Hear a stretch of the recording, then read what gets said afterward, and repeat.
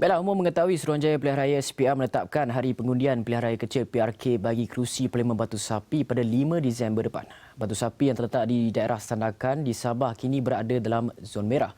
Dengan ratusan kes yang masih aktif melihat kepada kes COVID-19 yang kini lebih daripada separuh kes COVID-19 negara datangnya dari Sabah, sudah pasti keselamatan rakyat harus diutamakan dan menyeroti pilihan raya negeri Sabah, PRN Sabah yang lalu didakwa menjadi salah satu punca peningkatan kes mendadak. Dan ramai pengundi yang ditemui memohon agar PRK Batu Sapi ditangguhkan. Dan untuk bercakap mengenai perkara itu bersama kami di talian Skype penanalisis politik Universiti Malaysia Sabah UMS Dr. Zaini Osman. Assalamualaikum. Selamat tengah hari, Doktor.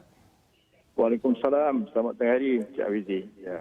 Doktor, bagaimana melihat kepada idea penangguhan PRK Batu Sapi dengan mengambil kira konteks keselamatan rakyat ketika COVID-19 ini?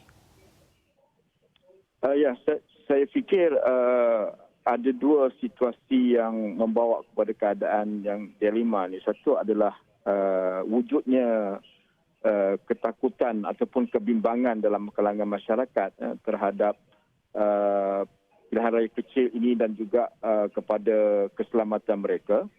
Dan pada satu situasi yang lain adalah ini adalah persoalan demokrasi ataupun persoalan hak rakyat. Dalam konteks ini adalah hak rakyat Batu Sapi. Jadi dalam keadaan dilema ini, dalam keadaan persimpangan ini antara keselamatan rakyat dan juga proses demokrasi itu, apakah tindakan yang paling konstruktif ataupun apakah jalan yang paling terbaik supaya kedua-dua elemen ini iaitu keselamatan rakyat dan juga proses demokrasi ini dapat diseimbangkan. Jadi ini saya fikir antara dilema yang sedang dihadapi dalam konteks pilihan raya kecil dalam suasana krisis pandemik COVID yang belum ada lagi satu jalan penghujung yang konkret ini. Baik, kalau kita cakap dari segi pandemik COVID-19 ini, salah satu perkara yang muncul sekarang ini adalah persoalan norma baru.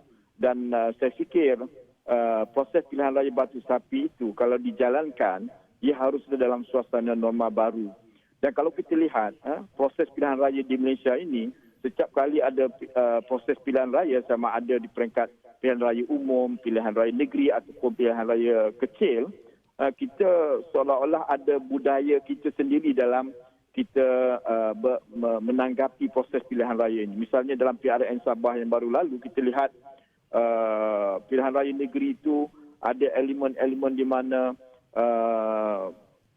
konsep keluarga angkat, kesemua parti-parti politik yang bertanding sama ada yang bersifat Semenanjung base ataupun Sabah base, mereka datang ke Sabah sama-sama untuk memastikan kemenangan parti yang masing-masing. Jadi suasana ini saya lihat sangat memberi kesan juga kepada bagaimana perjalanan yang sedemikian rupa itu memberi kesan kepada keselamatan rakyat. Jadi dalam konteks Batu Sapi ini, kalau kita nak meneruskan proses demokrasi itu dan telah pun diumumkan oleh SPR pada 5 Disember sebagai hari tarikh undi, saya fikir ada beberapa SOP lain yang perlu difikirkan, iaitu dalam konteks norma baru itu. Misalnya mungkin proses pengundian itu boleh dibuat dalam masa 2 hari ataupun cara bagaimana kempen itu dilakukan tidak lagi dalam konteks sebagaimana biasa, mestilah kempen itu dilakukan dalam suasana norma baru, iaitu calon-calon yang bertanding hanya perlu mengunjurkan dalam bentuk bukan bersifat perjumpaan besar-besaran misalnya. Tidak perlu ada lagi budaya kempen yang seperti mana kita sering lakukan. Misalnya kalau pilihan raya Batu Sapi ini, maka dia adalah hal ehwal berkenaan dengan proses politik atau proses pilihan raya Batu Sapi. Biarkan masyarakat di Batu Sapi sahaja yang melaluinya. Tidak perlu ada pihak-pihak daripada luar, misalnya daripada Kota Kinabalu ataupun daripada Tawau ataupun daripada Kuala Lumpur, Negeri Sembilan, Johor dan sebagainya. Jadi saya fikir ini antara SOP-SOP yang boleh kita fikirkan, yang boleh kita pertimbangkan supaya perjalanan ataupun proses pilihan raya itu dapat disesuaikan dengan suasana ataupun apa yang disebut sebagai norma baru ini. Jadi norma baru ini bukan hanya sekadar memakai pelitup muka, sanitizer, tapi juga dia sebenarnya meliputi segenap aspek kehidupan dalam suasana COVID ini, termasuklah juga proses pilihan raya itu. Mungkin SPR boleh fikirkan supaya perjalanan proses pengundian itu tidak lagi hanya 1 hari, mungkin 1 hari atau 2 hari ataupun 3 hari, bergantung kepada keadaan ataupun konteks dan juga saiz pilihan raya itu. Saya rasa ini perkara-perkara yang boleh kita fikirkan dalam konteks mengimbangi di antara keselamatan rakyat dan juga ketutupan demokrasi itu tadi.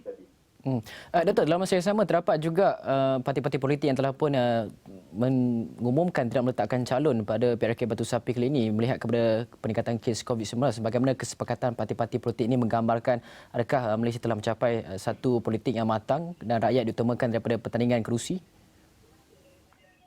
Saya tidak fikir begitu soal nak meletakkan calon ataupun tidak mahu meletakkan calon oleh parti politik itu adalah hak parti politik itu. Mungkin kemungkinannya